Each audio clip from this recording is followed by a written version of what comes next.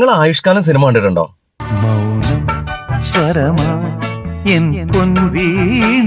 ആ സിനിമയുടെ ക്ലൈമാക്സ് ഓർമ്മയുണ്ടോ? ഇല്ലെങ്കിൽ ഒന്ന് കണ്ടേച്ചു വരും.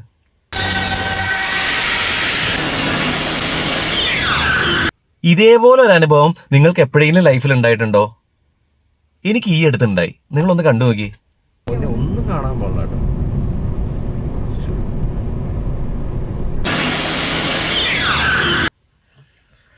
എന്റെ പൊന്നു ചേട്ടന്മാരെ, ചേച്ചിമാരെ, അനിയന്മാരെ, അനിയത്തിമാരെ, അപ്പാപ്പന്മാരെ, അമ്മമ്മമാരെ, നിങ്ങൾ രാത്രി വണ്ടി ഓടിക്കുമ്പോൾ എതിരെ ഒരു വണ്ടി വരുന്നുണ്ടെങ്കിൽ ഡിം അടിച്ചു കൊടുക്കുക എന്നുള്ളൊരു മിനിമം മര്യാദ നിങ്ങൾ പാലിക്കണം.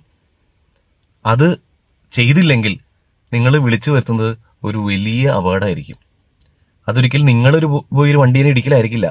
എതിരെ വന്നവനെ നിങ്ങൾ ബ്രൈറ്റ് ഇട്ടാണ് പോകണമെന്നുണ്ടെങ്കിൽ ഒന്നും കാണാൻ പറ്റില്ല. നിങ്ങൾ അവനെ ബ്ലൈൻഡ് ആക്കി കളയായിരിക്കും. അപ്പോൾ അവൻ ആ സൈഡിൽ, അവൻ്റെ സൈഡിൽ തന്നെ നിൽക്കുന്ന ഏതെങ്കിലും കാൽനടക്കാരനെയോ സൈക്കിളുകാരനെയോ ബൈക്കുകാരനെയോ ഇടിച്ചിട്ടാൻ ചാൻസ് വളരെ കൂടുതലാണ്. പ്രത്യേകിച്ച് മഴയൊക്കെ ആണെങ്കിൽ പിന്നെ പറയണ്ട. നമ്മളിത് ഡ്രൈവിംഗ് പഠിക്കുമ്പോഴും ലൈസൻസ് എടുക്കുന്നതിന് മുന്നേ പഠിക്കുന്ന കാര്യങ്ങളല്ലേ. അപ്പോൾ ഇത് നമ്മൾ ചെയ്യേണ്ടതല്ലേ.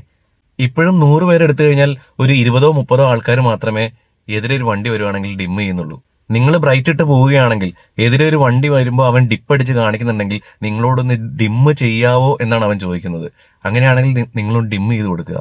ആ ഡിം ചെയ്ത് കൊടുത്താലുള്ള വ്യത്യാസം നിങ്ങളൊന്ന് നോക്കി.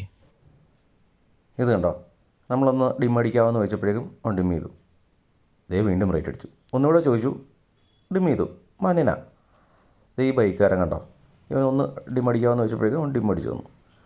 ഇത് കണ്ടോ, നിങ്ങൾ ആ ഡിഫറൻസ് കണ്ടോ? ആ ബ്രൈറ്റ് അടിച്ച് വരുന്ന വണ്ടി ഒന്ന് ഡിം ചെയ്യുമ്പോഴേക്കും ആ വിസിബിലിറ്റി വരുന്നത് കണ്ടോ?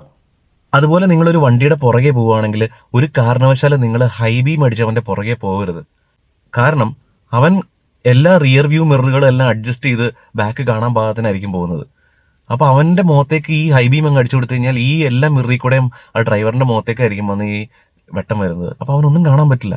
ഈ ബാക്കിൽ വന്ന് ലൈറ്റ് അടിക്കുന്ന കേസ് പറഞ്ഞപ്പോഴാണ് വേറെ കുറച്ച് പേരുണ്ട്, ഞാൻ ഇപ്പോൾ കാണിച്ചു തരാം. ഇപ്പം അമ്പടാ, അവൻ്റെ വരവ് കണ്ടോ? ഇവനേതോ പള്ളിപ്പെരുന്നാളിന് വാങ്ങിച്ച വണ്ടിയാന്നാ തോന്നേ. ഇവനെയൊക്കെ എന്നാ ചെയ്യണ്ടേ? നിങ്ങൾ പറ, ഇവനെയൊക്കെ എന്നാ ചെയ്യണ്ടേ?